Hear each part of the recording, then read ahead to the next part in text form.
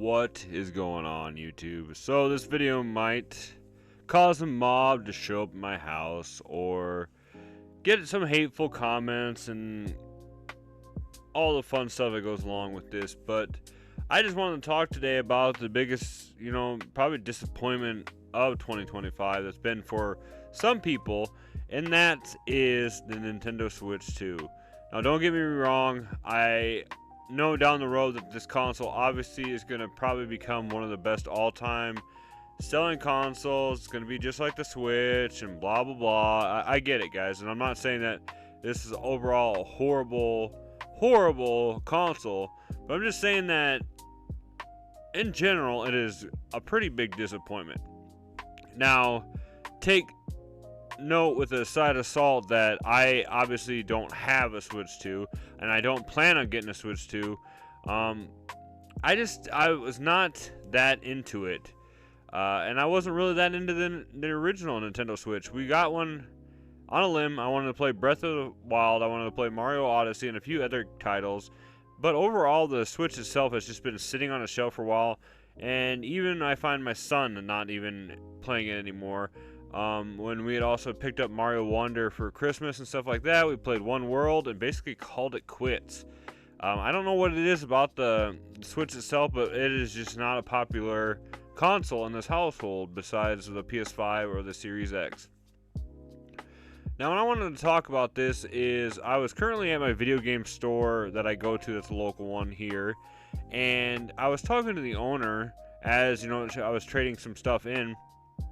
And she had mentioned that, just how much she had been gaming lately. So then I asked, of course, well, did you get the Nintendo Switch 2? And she goes, yeah, but I'm not playing it. She said, and I'm like, well, what's your opinions on it then? She's like, to me, it's just a souped up Switch, original Switch, She said there's nothing really too fancy about it, and it really doesn't have any launch titles. And she just was like, I'm just a little underwhelmed by... normally when a new console comes out, for most gamers, it's almost like, all the clouds open up. The heaven is shining down. This thing is just falling down, and they're all like just, angels and stuff in the background. Oh, but overall, it just was like, I don't know. And, the other big thing was I was expecting all over YouTube. And don't get me wrong, it was all over YouTube for maybe the first couple days, but it's just really been kind of quiet lately. And I just kind of wanted to go over today, too, what a lot of people are saying about why they are disappointed with this. I know I'm a few minutes in already, and we're just now getting to the conversation at hand, but the Switch 2 faces criticism for a few things that we're going to talk about. A huge one that I've noticed on here is battery life. The screen technology, it doesn't have an OLED option, and of course we got to talk about the price of the games and accessories. Now, with anything with Nintendo, it's expensive, and that used to be the drawing point, I believe, for the Switch itself. Was overall the console itself was cheaper originally, and the games themselves were not bad. I think PlayStation and Xbox were the first of the consoles to really start hyping up, increasing the prices of the games as they came. But the other thing too was just, why did Nintendo feel the need to make this huge hop from the $70 range to the $80? And now a lot of people are going to say, of course, Xbox and PlayStation and everything too is going to make this adjustment, and they're correct. I mean, they'd be dumb not to. It's money wise. I mean, let's face it all. Business. It comes down to business, and what's more about business is just making more money. So of course they're gonna up theirs. But it's just kind of like, it was a big surprise. And then of course you'll get the people that are like, well, Nintendo games hold value. I'm gonna pay this much because I don't care, because it's gonna be this much down the road. Blah blah blah. And that's true. I don't get me wrong on that. But a couple of the other things is, I've noticed that there's been a few talks about the Joy-Con controllers. I guess they're just uncomfortable, and they're already prone to drift. Now, a lot of you know that the original Switch, that was the huge thing that was really, really annoying was, I think it was the left Joy-Con always drifted. And I actually had one set that I sent in twice to get fixed for drift, and then it's just a couple months later it started drifting again. And obviously it sounds like to me that they have not particularly fixed this problem. It is still happening. So I guess, and then there's a couple ones that some of the people are disappointed with the online capabilities and just the lack of robust features compared to other platforms. People are talking, oh, now, yeah, Switch, you can use the headset, you can talk with your friends, blah, blah, blah, blah. And this was a huge thing to me that was very disappointing about Nintendo for the last few years. Their online capabilities for online play is a joke. We've had better capabilities with like Xbox and PlayStation since almost the original Xbox or the PS2, and especially since the Xbox 360 and PS3 have we had insanely amazing multiplayer online options, and it just seems like Nintendo is really lacking in that department. Like a lot of times when you were playing Switch and stuff like that, I remember my buddy who lives in Colorado, when we were playing, we had to basically talk through the phone with a different app to be able to play together and have conversations. We couldn't just talk through our Switch. We had to do all this extra crap, which is just a joke. But let's go on just quick a little bit more on details of what this means. I guess the battery life itself is a concern because estimates can range from 2 to 6 hours depending on the usage. Of course, this is because the system itself is more powerful than the Switch, but I think a lot of people were really enjoying that in handheld mode, that you could play your Switch for a lot longer. And now obviously that this one's maybe a little bigger and it just drains its usage a little bit more. We've already talked about the Joy-Con drift, and I guess some issues is ergonomics with it too. Early adopters have reported joystick drift issues with the new ones, and just it being uncomfortable in general to play with, which I thought so too. When I looked at the videos itself, I was very disappointed by the Joy-Cons when they first came out.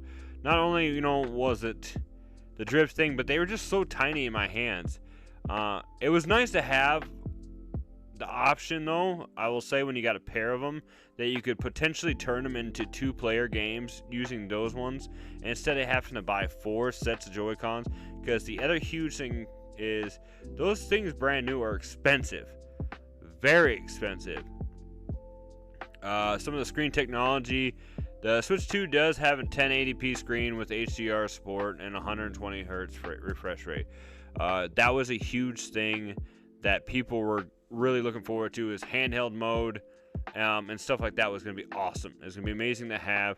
But people are obviously disappointed a little bit still paying the $450 price range that they don't have that OLED support yet. I know a lot of people are not. That's probably going to be more of the technology junkies than the regular gamer. The other huge thing we just wanted to talk about is the disappointing launch titles. It looks like obviously the only launch title that came with the Nintendo Switch 2 was Mario Kart World.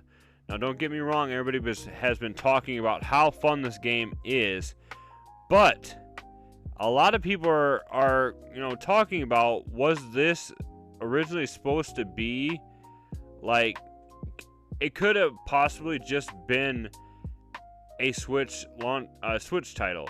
Why did they wait till Switch 2 to do this? Was it just because they felt like they had to, so that way they had some kind of Mario game to launch with? Or was there any other reasoning behind this of why this? Because there's nothing surprisingly insane about this game. It's not like over the top. It's Mario Kart game. It looks like they could have just had this on the Switch, or that they originally planned to do this, but it was too late into the Switch 2 life. As a lot of you know, a lot of the popular Switch games in the beginning were actually Wii U versions, and then they just ported them and had possible enhanced versions that they put on the original Switch. And like that, I think that's what people are speculating with this too. Like I said, obviously there's going to be some more games coming out. I think in July they got the Donkey Kong game coming out, and there's a few other ones coming. But otherwise, all they really have right now is enhanced versions of like Tears of the Kingdom, Breath of the Wild, which they just are labeling as the Switch 2 variations. And if you guys get bored sometime, just look up a YouTube video on like the actual difference between these two games, and it is not really enhanced at all. I was looking like the side-by-side comparisons, and it's just like, okay, it's nothing really crazy. They do have notable titles including Street Fighter 6. They just called the Switch 2 edition, the Cyberpunk, Bravely Default, and Yakuza are some of the other games that came that are supposed to be the enhanced versions. We're not even going to get talking about the card issue or the keys or whatever, but the fact that it took this console before they could finally have games like Cyberpunk is nuts. Excuse me. But I also want to just know your guys' opinions on this. Now, obviously, you're going to have the diehard Nintendo fans, and no matter what you say, they're going to just be like, no, this is the greatest thing ever, blah, blah, blah. And don't allow me to tell you what not to like. It all comes down to you guys. I'm not saying this video to steer anybody away from them or to just talk bad about the console that they love. I'm just talking about my opinions, and obviously I create content, so this was a great thing to talk about. Yeah, it's just one of those things that really just blew my mind, especially since everybody was so excited for this, and a lot of people are just talking about how a lot of this title launch and stuff is really comparable to Wii U. And as a lot of you guys know, Wii U was a failed launch. It was a failed console. And as crazy as the original Switch did, is the Switch 2 going to be just a very mediocre mid console, or is stuff going to take off? So, like I said, I want to know in the comments below what you guys think about this. Did you guys pick up a Switch? Have you guys been playing a Switch? A Switch 2, obviously. And, has it been a disappointment for you? I've seen some YouTube videos. People are playing it and they're loving it. But I have heard a lot of people, mostly in person, not on the internet, say that they picked up a Switch 2 if they could even find one. That was the other thing. I was told that Nintendo was specifically working on ways to make it so scalpers couldn't buy up all these consoles, yet I'm still not seeing them in stock in most stores. But yeah, I've just known a lot of people in person that have been saying that they were just very underwhelmed by it. They were thinking that since it was a Nintendo console launch, that it was going to be a lot better than it was. So, yep, let me know in the comments below what you guys think about this.